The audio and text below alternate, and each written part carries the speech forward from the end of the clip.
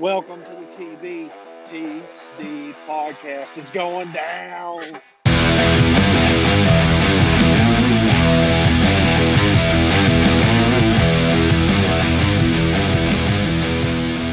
Adam is clean shaven, and he looks you look handsome, Adam. You do. And I'm doing the podcast today from walking in the Walmart. TR coming at you from your local Kerrville Walmart. As Brent Musburger would say, looking live at Walmart. Him and I know it did. Keith Jackson were my favorite growing up. What time Walmart closed? Jeez. Walmart don't ever close. They got both doors blocked off. Why don't you just go to HEB? I was going to. Howard E. Butts. Howard E. Butts. Is that what it is? Go. Yeah. I didn't even know. Go to bed. Whoa. What? I'm going to have to clean my face now. I know. I'm looking scruffy too. Adam got us all looking rough. What's happening? TR? Can you not get in? Oh no, 7 to 8:30. They changed it from 7 to 10 p.m. and now it's 7 to 8:30. Hey, y'all still on that Corona time? No, HEB's open till 10. I'm going to HEB, boys. there it is. I could have told anyway, you. So, closed.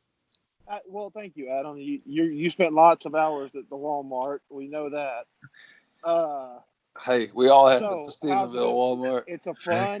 Yes, we have. It is a fun day Friday, and it's Friday, May the 22nd. And Already the lots of high school 22nd. Already the 22nd, fellas. Think about that. TR, we have been in quarantine for 2 months now. 2 months? Oh. I mean, Hey, I'm not in quarantine. I don't know what y'all T-Bird talking hadn't about. stopped going to work. That's true. The animals still need feeding, son. Yeah, buddy. T-Bird People has need not to eat stopped too. going to work. That's right. That's right. We got to put that. We got to People put them need to clothes work. on. All right, so Yes. Adam's had an interesting week on Twitter. He's been sounding off about a lot of topics, mainly football stuff. He is all about high school football these days. We all want sports to get back. So, Adam, give us your, just your recap on your week here. Talking about Mike Winchell, Sunshine, 7-on-7. You had the most likes you've ever had on Twitter, 30. No, it was actually 47 last time I checked. Oh, it's up there.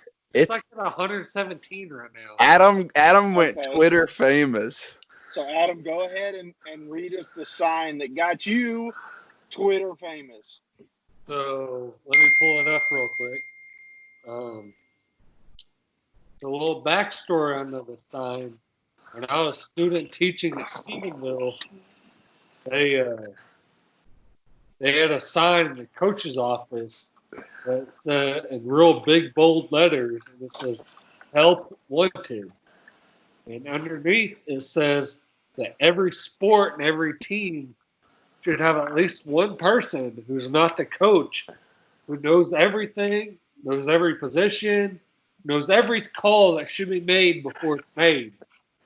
And every program has to have this. But the trouble is nobody has found a way to get this person to put down their Coke and popcorn and come out to the game. That is That golden. is fantastic. And just one quick thing, and then I'll let y'all talk about it, but that is fantastic. I think that is hilarious because we all know as coach, well, Tarleton's not a coach, but he understands that there's always I cannot sit in the stands and watch a game because I'll do the same thing. And if they can do it better, then just come on the field. That's the nicest way I can say that. So what's your Amen. My whole take on that, and this goes across the board, honestly, because I got this so much when I was in class. When I was playing for Tarleton, I'd be in class, and somebody in my classroom, just your average student, would either talk trash or they'd be like, what's going on? Like, why'd you guys lose or whatever? Like, y'all aren't very good or something, whatever they'd say. And that would just hit home with that same type of deal as like, all right, well then like come out. Like we have walk-on tryouts, like feel free. go ahead. But nobody ever showed up to Well, those. I'm with you, Chase. I have a little bit different point of view to it. The way I kind of look at it's more like, if you're gonna sit there and drink Coke and eat popcorn and yell at us from the stands, then I don't care about your opinion. But if you go and you work hard and you get on the school board, if you come talk to me in my office after practice, after games, if you come do it professionally and honestly, then I'm gonna have a little bit more weight to your opinion. Not to say I'm gonna respect you more or less, because that kind of sounds unprofessional to say that. But I definitely have a better opinion of the person that handles it the right way versus the person who doesn't. Absolutely. I agree. I mean, What were you I have saying, T-Bird? What were you saying? That's what you I call said what? people in the stands are armchair quarterbacks. They think they know everything, and they don't. They don't know. They don't know all the strategic things that you have to do building up to that week, whether that's blocking drills or tackling drills or running routes or doing all the little bitty things that nobody ever sees. And then they just see one big play to such and such John Doe receiver, and then they think they're the dang coach, So, and I can say this because I'm not a county agent or a coach. So, I mean, I'm letting it all I mean, my dad used to go up there to the coach's office and bug the heck out of him and embarrass me. When I was I felt like I was putting in the work and I was doing what I was supposed to be doing. And I earned my playing time. And it helped me out. I was the number one tight end in the country for receiving, or in Texas at least, in my class. Tarleton told his dad, shut up. I told my dad to shut up on the basketball court, and he did. He told Big Andy, shut up. But I got the wrath of the belt. I'm sure you did. And I was 18. Tarleton was 18 years old with a belt. You're technically an adult. That's 6'9", 18 years old, getting a belt. That's a good. And I laughed at it. When was all y'all's last physical spanking? I was probably, I don't know. Chase can say I was probably 12, 13. Yeah, yeah, because by 12 or 13, TR was already bigger than my dad. So but Tarleton was 6'9" at 15, 18, getting bent over. Hey, but I could tell you something though. If TR were to smart off tomorrow, my mom would whip his butt so fast, and there's nothing he could do about it. I remember my last SWAT. I was 15, and it was I hadn't got a SWAT in a year and a half almost, and it was one of those half-hearted SWATs. You and your dad both know if he tries to all out SWAT you, it's going to result in a fight. You just eyeing each other. It's I did something wrong. You can SWAT me, but if I think it's too much, we're gonna throw down. Half-hearted, a little SWAT, and then I've never been swatted again. Oh man, not me. My dad did not care, and he would have knocked me out if I'd have tried to blow up the hill. Oh yeah. Oh my That's Lord. Hilarious. Oh, so hey, I saw the new Scooby movies coming out, and I'm very excited. I don't know if you guys are excited about that. I'm extremely excited about it. Already out, ain't it? I'm not excited. It might already be out. The preview? Yeah, it's a TV only premiere or something. You have to order. Oh no, no, TR. I haven't seen the preview. I didn't even get around to looking at the trailer, but I just looked. I want to watch. It is terrible. Oh no, don't say that. The preview is terrible because they have Scooby Doo in the preview just talking so much. He's just talking. He just says so much, and in real life he doesn't say that much. You know what I mean? Real life, Well, in real life, he's not real. In the cartoons and in everything else. I'm ready. On that point, though, I did see where a bunch of the Scooby-Doo cast has been changed from the people who've been doing it the last 20, 25 years. Yeah. If you do watch it, it's going to be all new voice actors. It's a totally different thing. Yeah. That's just ain't right. I'm saying. So I was looking at the cast list, and No, I'm not. Fred Jones is Zac Efron. Oh. Shaggy is Will Forte. And then Mark Wahlberg plays one of the characters. Simon Cowell's in it. Ken Jeong is in it. Tracy Morgan. No, Mr. Chow. not Kim Jong Un. the dude who plays the guy in The Hangover. Oh, Mr. Chow. Yeah, Mr. Chow. Mr. Chow. And then Yeah, that's what Carlton was saying. oh my bad. Henry Winkler's in there. The coach from The Waterboy. oh my God. Oh, that's Yeah. Fonzie. Yeah. From Happy Days. Yeah. Ain't none of you kids know who Fonzie is. Vaughn. Hey. No, dude. Oh my I'm excited because the cast seems cool, but I don't. I hope it's good. I don't know. I'm gonna be salty if they ruin it. Honestly. It's kind of like Sandlot. They kind of ruined it after the first one. Yeah, and then Oh, they yeah, made the they new did Lion Sandlot King. too. Did y'all The see the Li- new Lion King? The new Lion King is good. I like that one. I don't know if I ever saw it. I feel like I remembered. I saw Aladdin, the live action version of Aladdin. Like that's one of my favorite Disney movies, and I thought the live action version was horrible. I hated it. Will Smith wasn't good in it. No, Will Smith was great. Like the acting was good. It's just how like sing alongy they made it, and then like they kind of changed the story. Like I understand you have to for like live action animated, like some things just come across better. I get that. But, like I feel like they changed. Like it wasn't the same story. If that makes sense. Right. It was very Disney SJW type of bull crap going on. You know what one of my favorite new it's an old Disney movie but made new is Beauty and the Beast. I love that movie. That's a good romantic That's movie. a good movie. Yeah. Yeah. It's really good. I'm just not like a sing along guy. Like I like the old Disney movies where they were like 2, maybe 3 like good songs in them. And now it's like every time they do anything, it's like let's go build a snowman.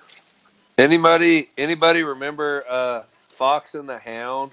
Oh, Disney Adam, do not hate on Frozen. Fox and the Hound was the bee's knees. Disney movie franchise ever. Period. You said Frozen's the worst movie they've ever made. Yes, it's down there. Maybe not the worst, but it's down there. We're gonna need some comments on that because I highly disagree with that, but we're not even gonna get into it. Adam, you T-Bird, ever, what did you just say? What were we talking about? Oh, the Fox and the Hound. Fox and the Hound, bro. Hey, that was the classic right there. That was like my mom was talking about that the other day. She was like, "You watch that movie so much." Or the Princess and the Frog. Oh man, we may have to make a list next podcast on top 5 Disney movies or something. Yes. That sounds amazing. We'll put that on the list. I got my putter regrip let's do it. I'm checking yesterday. out those. You know, You got what? talking about golf. I got a new putter grip. Like my grip was like all worn down, so now I have like a brand new grip I put on there. It's like a whole new club. It's amazing. Show it to us. It's in my truck. Talking about golf. If I could pick one player, anybody in the world to play against, I'd pick Michael Jordan. That dude was a baller at golf. Really? Yes. He plays $1 million a round. You couldn't afford it. Well, I'll play a penny around, and he said that he would play $1 in a blackjack on the airplane against guys that didn't want to bet big money just so he could have their money, $1. So he'd play me $1 hole. You think so? Oh yeah, dude. Michael Jordan, he's worth $2 billion. I don't think $1 is gonna hurt him. Carlton, can you even play golf? Yeah, dude. I've played it since I was like in 6th grade. Carlton, you play golf. Yes, I'm not very good at it, but I play it. The only golf we've ever played is baseball golf. Hey, baseball golf. Adam All don't right, know about Adam, that so baseball golf. Adam, let me tell you this story. 1,001 richest man in the world. Yeah, that makes sense. He has the Jordan brand. It's $1 billion.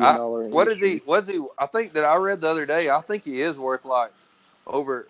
I think he's worth $1 billion at least, isn't he? No, he's worth more than that. It's 2 or 3. 2.1 billion with a B. Yes, I just. Heck yeah. He's the 1,001 richest man in the world. But you know Michael what's funny about that? Jordan. Yeah, Show my club covers. Show us, Chase. Oh, that's my club cover right there. for my driver. Nice. But here's my new putter grip. Ooh, Yeah, fancy smancy. I don't know anything about putter grips, but it looks nice. it is nice. No, what's funny about that, T-Bird, is anyway, he made pennies in the NBA. He made crap. Oh yeah. You know, it's all what he did afterwards. And yes, you know, me and Adam have talked about this a bunch. Like, yeah, he definitely came into the NBA at a time where, you know, social media finally started to become a thing, not near like it is now, because if it was, then half of the stuff they did would have gotten out. But you know, he came in a time where highlights were a big deal and ESPN was a big deal, and it made it all, you know, He was a folklore. I mean, people yeah, heard for about sure. Michael Jordan, and it was just like Bo Jackson. They came up in the same time, and Yeah, I agree. you Now, know, here's an like, interesting question. What, to your point, T-Bird, what is, you know, talking about like teammates and that kind of thing, like in any sport, I guess, you know, he's the type of guy that you would want on your team. Maybe, you know, some people on his team didn't like him just because of his attitude, but, you know, would you yeah, want but somebody on your team like him? Obviously, it's Michael Jordan, but I mean the attitude. I mean you know, all that kind of stuff, and calling well, you out or calling you names or not hanging out. Because in that documentary, I know you watched the whole thing. I didn't watch the whole thing. I've just seen clips, but it was given and it was shown, and everybody, and he even said it, like he only hung out with the people in his group, whether it be his endorsers or Nike people or whatever. He never really hung out with any of his teammates outside of, you know, going to casinos or whatever else, you know, but he didn't like invite them over. He didn't have them over for dinners, all that kind of stuff. You know, he just did his thing by himself most of the time. right. And so I don't know. I mean, I'm not saying he was a bad teammate, so don't jump on me, people. I'm just saying, you know, I don't really know what type of teammate I would Well, like to have as far as that goes. well, the way Michael Jordan was all business, and whenever Yeah, he stepped on the basketball court, that was his goal was to win. Michael Jordan may be the ultimate competitor to ever live. I mean, after watching that documentary, that dude, like, I mean, it's just like I was saying, he would bet guys on the airplane playing blackjack $1. He didn't care what the game was. He was going to win. He was going to try to win the most he could. I would want somebody like that on my team to push me, to cuss me out, you know, and make me play better. And that's what he did for the Bulls. I mean, that one year he took off to play baseball. They had a decent season. Well, then the next year coming in, like towards the end of the season, he came back and they were terrible. And when he got back, they got that toughness back. And that's what Michael Jordan brought to the Bulls, was that mental toughness of like, look, we're going to fight through this. And it showed in their last two NBA championships. I mean, they were old and worn out, but they fought through and they still won, you know. Michael Jordan was sick in his second to last year in the 97 NBA Finals. He was throwing up sick the night before. I mean, I don't think, going back to it, I don't think guys in the NBA right now could even handle playing in the 90s or the early 2000s. I Hey, don't know. What's your The take thing on it, about Adam? You're a that, basketball guy. the thing about that, and see, I had that same opinion for a while, but then who is it? It was Trent Gow. Trent Gow freaking blasted me one time for saying crap like that. Here's the thing: they're a product of the time period they live in. So you say the guys today couldn't play with the guys back then. Well, that's because in your mind, all you're doing is taking 2013 LeBron and going magic fingers to 1992 and saying, "Oh, he can't handle that." Yeah, if he just got dumped in that environment, it'd take him a while to get around the learning curve. But if you take LeBron, like he was born, like all his genetics, everything, and you put him back when Michael Jordan was born, and they grew up in the same time period, learning the same things. I mean, that argument doesn't hold a lot of water because he would be just as physical. And if you took Michael Jordan Yeah, to today's game, yeah, that killer instinct must still be there. Like that has nothing to do with physicality. But when you talk about physicality, you talk about like hand checking and like the toughness of the league back then. You got to realize that that's because the game was reffed and played different. Now that it's played different, you got to use those same factors. So you got to bring Michael Jordan into today's time to compare. I agree. And My- I mean, hold on, Chase. I'll just say it real quick. But I mean, like, money is a big factor in everything today. I mean, LeBron James is pretty well the quarterback. Like, he's like Tom Brady of the basketball world, and they don't want him to get hurt because they want him to be out on the court and sell tickets is the main thing. And Michael Jordan really kind of started that, and then Kobe came along and along with Shaq, and that helped kind of escalate it to where it is today. It's not as a physical a sport because of the money factor. But anyways, Yeah, I agree. All I was gonna say is that also you got to think about, like, before Michael really came along and playing the way he played, and guys like Scottie Pippen and all those guys that played in Michael's time was like LeBron kind of My grew name up. is Scottie Pippen. Michael Jordan's Great Pippen impression, PR. But like LeBron got to grow up kind of watching those guys.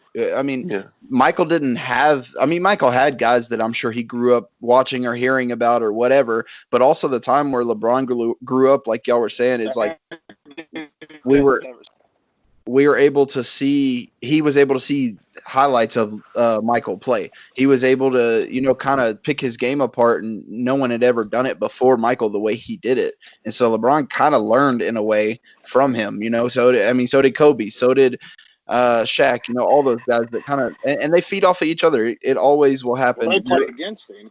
Yeah, I know, but I'm just saying, like, any interview Kobe's ever done about Michael, he says that he learned stuff from him.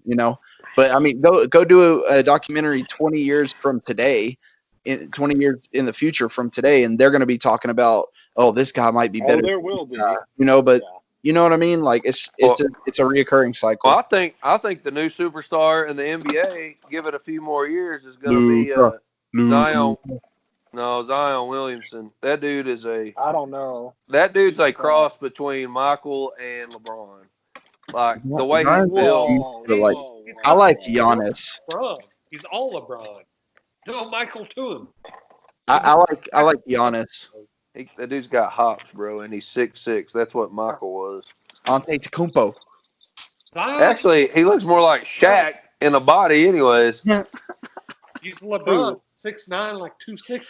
They're like the same. He's 6'6", I promise you. Zion does not look that big. I mean, he looks big, like built, but he doesn't look like tall because he's so stout. Yeah. Look it up, Adam. The only other point I have to I see it in your glasses. You're looking it up. The biggest thing. He's listed 6'10". The biggest thing I took away from that was the only thing I don't know. I'm not a huge NBA fan. Y'all know that. But, yeah. I do respect the fact that Michael, Scottie, all those guys, nobody sat out in that era because they knew. And I remember I see a clip, I saw a clip from the documentary. Michael didn't want to sit out because he said, this may be the only time that kid who bought a ticket gets to see me play. And I heard a story, or I saw a story on Twitter or something that this kid who had cancer and stuff, he's fine. He got tickets he got the whole courtside experience to the Golden State game when they played in Philadelphia or something. He got a jersey from Steph. He got all that. Well, like 6 minutes before tip-off came, they came on the loudspeaker and said Steph was going to sit out tonight for rest. And that kid said on the little thing I saw on Twitter or something, I can't remember where it was, but he said that he hasn't been a Warriors fan since that day, and that was like 7 years ago. So that's my only point. I'm not saying they shouldn't rest or anything like that, but I think there should be a rule where they have to rest at home games, right? In front of season ticket holders or something like that, where the people get to see them play pretty regular, and that was the one thing I respected about, and this would go for the NFL or MLB or what, any sport to me, if you're a superstar and that might be the only time that kid who's 10 years old and you're his favorite gets to see you play, you can't sit out. And that's what I respected about Michael. and that whole era, not just him, but they didn't sit out because they said, I have to, no. And who was it? Karl Malone. For 12 seasons, Karl Malone played 81, average 81 games. And the only time he didn't was when he was hurt. And so there was, I think 8 of the 12 seasons he played every single game and almost every minute in every game. So, I mean, that's like, hey, that's respect because that you're playing at the highest level and you are beating your body, even though it's basketball, you're beating your body to a pulp. So that's kind of the biggest thing I took away from that. But anyway, that's about. I'm not a huge basketball guy, so that's my opinion. The thing about that all that means is that they can cut down the number of games. There's too many games to be played. They need to play fewer because why would a team sacrifice a chance of the championship for the first seed? Why would they keep playing their number one starters? Even in the NFL, the Patriots were the number one seed, 16-0. They rested their guys like after the first quarter. That's just smart. That's just smart analytics, whatever you call it. Smart strategy. It's not their fault. It's just the way the game's evolved. They need to cut down games.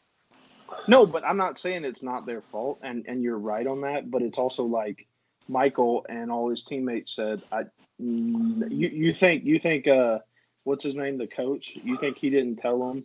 What was it, Phil Jackson? You think he did? You think Phil Jackson didn't say, "Hey, if you really have to play tonight, like we're playing the freaking whoever, we're playing the Pelicans or whoever." I mean, I know they didn't exist then, but we're playing this team. You don't need to play. You're good. And they said, "No, we're not going to do that." Yeah, the Charlotte Hornets, they were terrible then too.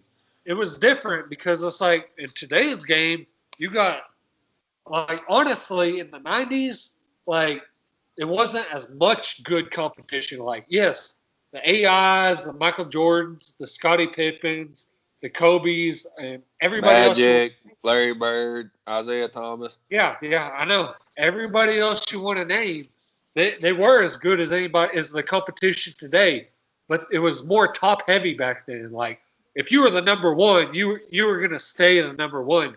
Nowadays, if they try and coast, I mean, you got the 4th seed that just goes on a hot streak, and they got better guys overall than they had 20, 30 years ago, and then they get the 1 seed, and it knocks you out of a strategic playoff spot. It's just the game's changed. You can't do that anymore. Yeah. Okay. That's a good point. I can agree with that. Anybody else got anything before we get out of here for this evening? Oh no, I'm good. You guys knocked that one out of the park. Yeah, T-Bird knocked it out with his basketball knowledge, and I love some basketball, boys. Bent over the knee by Big Andy. We can get Andy. Hey, Big Andy, Papa Andy, we love you. And if you want to comment and tell us the story about 18-year-old, 6'9", 280-pound Tarleton Holloway getting bent over the knee and taking a belt. But anyway, It's a fun day Friday. We hope you guys have a wonderful weekend. We hope you all have a wonderful weekend. This has been the TBTD podcast. And from all of us, from Adam's clean-shaven face to T-Bird's Giga-Maggies, and Adam Jesus, to Chase's nice headphones and his new putter grip. Thank you. Yeah, we'll be back Monday for you guys.